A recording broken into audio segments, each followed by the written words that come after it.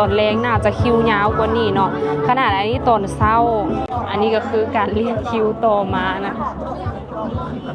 ไปได้กินก็คือแบบสุดยอดเด้อทุกคนกราบสวัสดีทุกคนตอนรับเข้าสู่ช่องมุกดาสาวเชียงขวางชาแนลสวัสดีคลิปวิดีโอนี้นะทุกคนมุกดาอยู่ที่สปป.ลาวแล้วเด้อมุกดากลับมาลาวแล้วก็พาทุกคนมาเลาะเบิ่งงานมัมกับมัมนั่นเองเนาะทุกคนสำหรับมื้อนี้เปิดมาได้หลายมื้อแล้วแต่ว่ามุกดาหากลับมามื้อนี้เป็นมื้อถึงอิฐและตอนนี้ก็เป็นตอนบ่ายโมงอีกซึ่งว่าทางด้านหลังมุกดาเนาะคนหลายแฮงทุกคนบ่คิดว่าคนจะหลายปานนี้เพิ่นจัดอยู่นี่แล้วทุกคนหลังห้างพักสั้นนะทุกคนนี่เดี๋ยวเฮาเข้าไปเบิ่งอยู่ทางด้านในพร้อมๆกันเนาะพ่อแม่พี่น้องไปเบิ่งว่ามีอาหารอย่างแดละกะ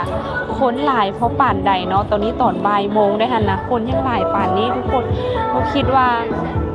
คันว่าเป็นตอนแรงนะสิป่านใดนี่บางคนบรรยากาศองศา50มัมกับมัมนั่นเองนะทุกคนเดี๋ยวเราจะเข้าไปเบิ่งอยู่ทางด้านในน้ำกันว่าเพิ่นมาขายอย่างแดแล้วก็มีห้านอย่างแดนั่นเองนะซึ่งว่ามีห้านหลากหลายแล้วก็คนหลายแฮงนะทุกคนบ่คิดว่าคนจะหลายป่านนี้โอ้โหทุกคนคนหลายแฮง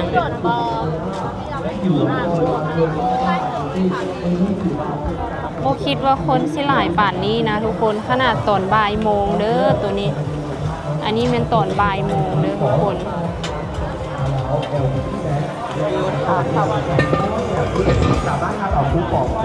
ตอนบ่ายโมงคนยังหลายป่านนี้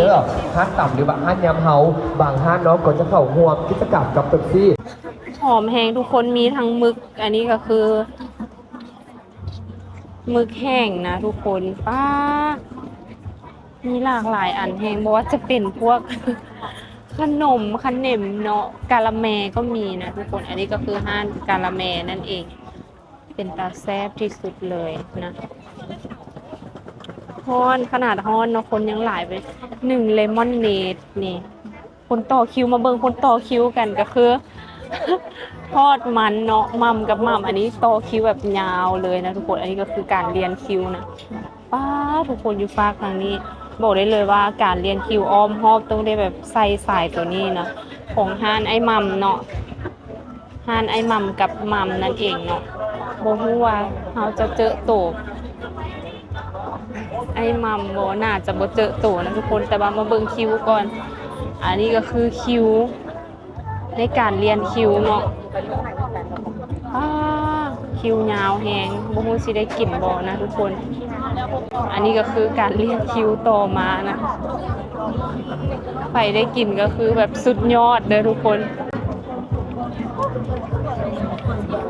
นี่อันนี้ก็คือการเรียนคิวอยู่ฝากทางนี้นะทุกคน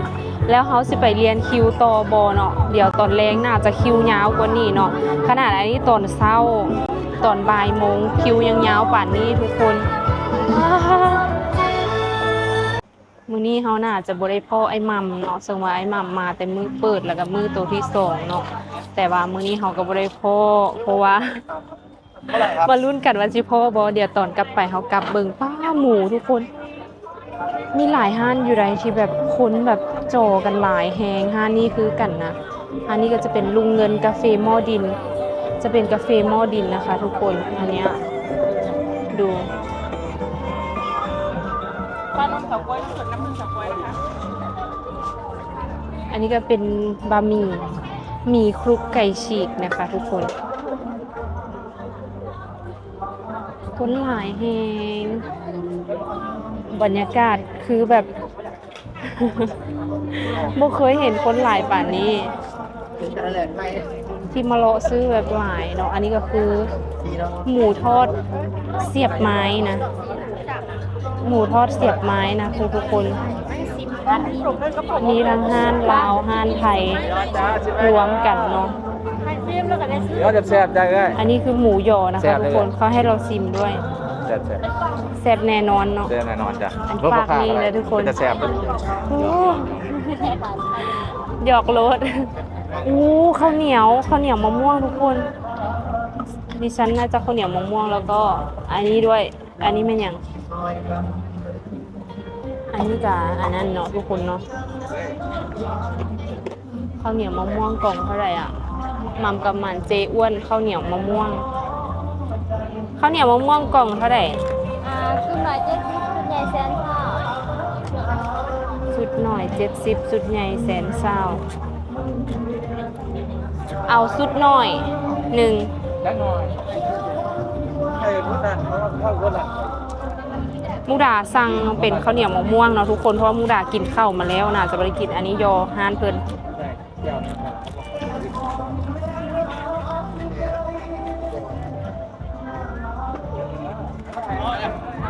แรกไม่ไล่นะ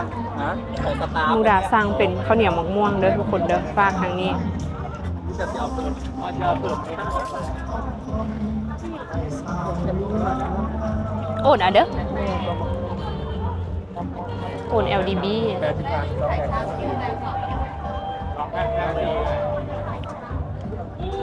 70,000กีบเดี๋ยวทุกคนประมาณ100 บาทโอนละเด้อ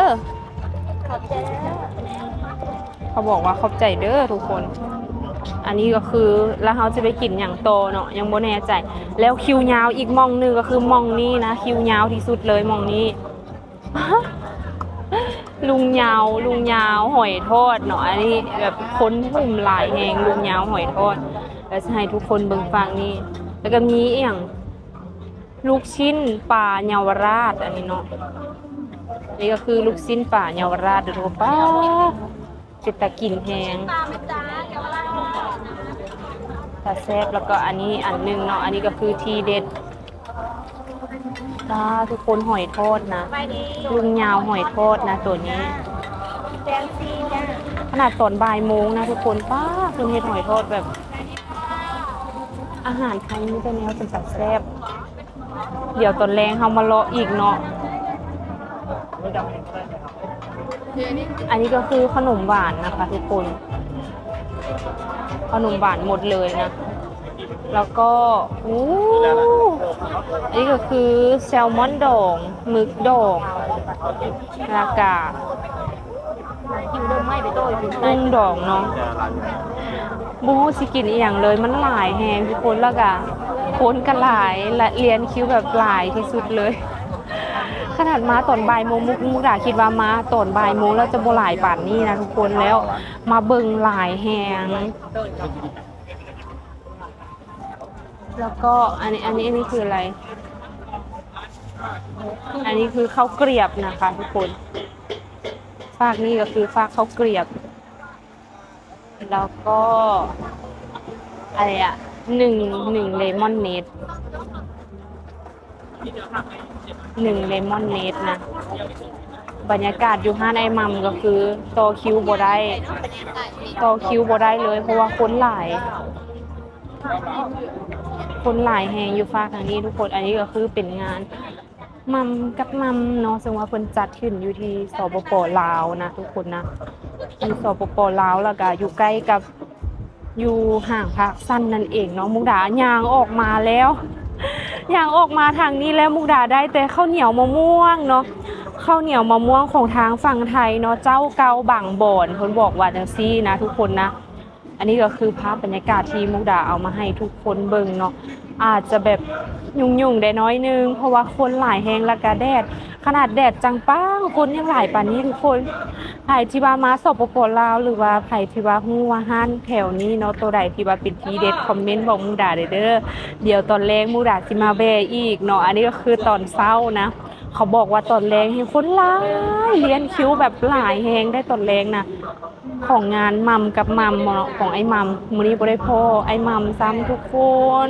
เรามามื้อทำอิฐหั่นน่ะเดี๋ยวคลิปนี้น้องมุกดาจะได้อำลาทุกคนไปก่อนเด้อแล้วพบกันใหม่ในคลิปต่อไปเด้อทุกคนมุกดาได้ข้าวเหนียวมะม่วงมากินไปกินข้าวเหนียวมะม่วงดีกว่าบ๊ายบาย